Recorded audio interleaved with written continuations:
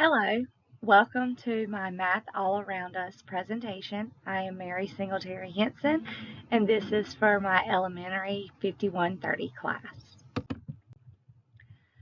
First off, we wanted to discuss getting to know the students.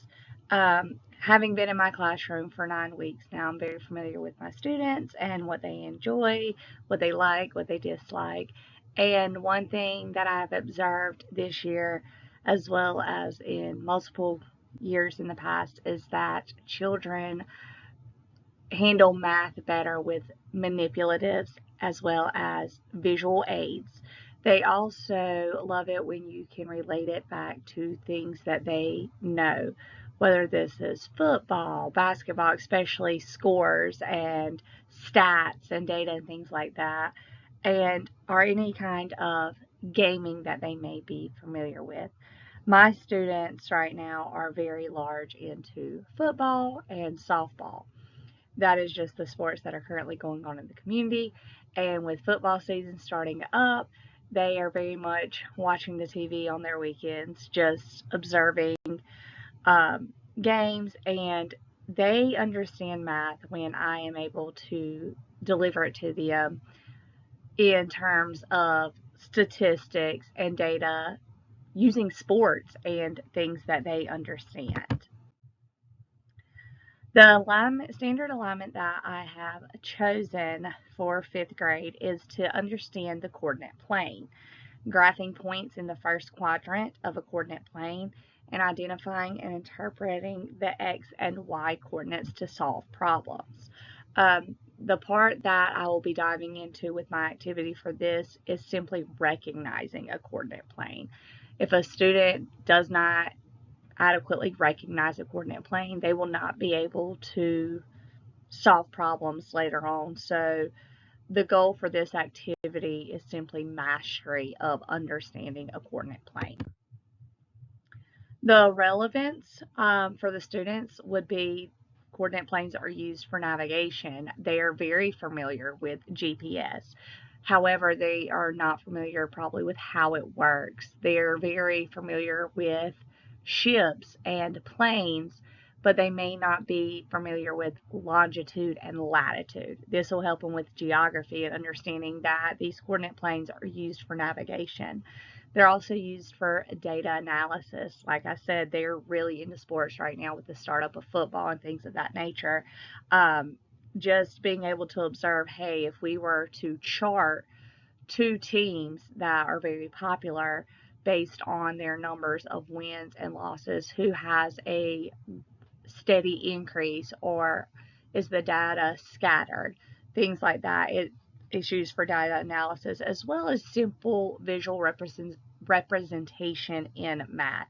It just helps you to allocate data to one particular area and understand it better because you have that visual aid that many learners, even us as adults, need.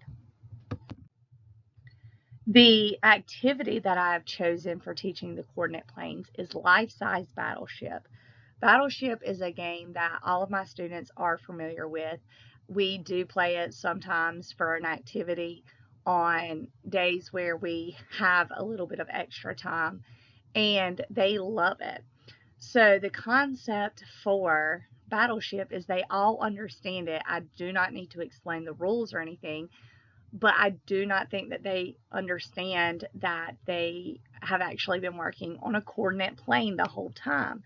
So, with them being familiar with this game and having an understanding of it, it would be easier, or is going to be easier for me to show them how they are using a coordinate plane. So, what they will do is each student will draw quadrant one of a coordinate plane on their desk using an expo marker, just like what I have here. They will use their expo, they will draw their coordinate plane. Oh, let's see. And then what they will do is they will use a red expo marker to map out where they would like their ships to be. They will have two ships that have to take up 2 data points and one ship that must take up 3 data points. This is going to help them understand the x-axis and the y-axis on a coordinate plane, because of course when you have to go and try to sink your partner's battleship, you have to give the coordinates. So the way that I would help them to understand this is, once they draw their coordinate plane, they will then chart it. They will choose where they want to chart their battleships, as you can see. And then they will begin on the bottom axis, calling their first coordinate, before going to the vertical axis. And they will have to label the x-axis as well as the y-axis. This will give them an idea that coordinates is made up of two numbers, and you cannot pinpoint anything on a coordinate plane without having both of your y-axis and x-axis numbers filled in. Why battleship? Where's the rigor? Where's the innovation in that? Battleship provides hands-on, engaged learning for the students. It gives them something to create, and that just allows their memory to, or their mind to, better process what they are learning. It provides students the opportunity to create a coordinate plane. Instead of us just simply giving them a worksheet, providing them a coordinate plane, they will be required to make their own, which again helps to deepen the understanding of what a coordinate plane is. It provides students the opportunity to visualize a coordinate plane. Again, they are required to label their x-axis as well as their y-axis. So they're having to visualize it, and they're having to fill it in themselves. And it provides students the opportunity to read a coordinate plane and understand plot points.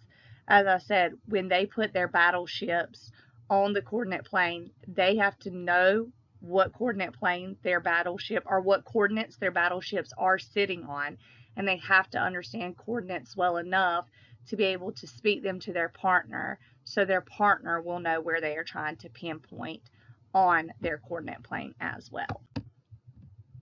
My formative assessment is find the hidden message. Again, this just goes and tests the students. This would be given as a formative assessment rather than a summative.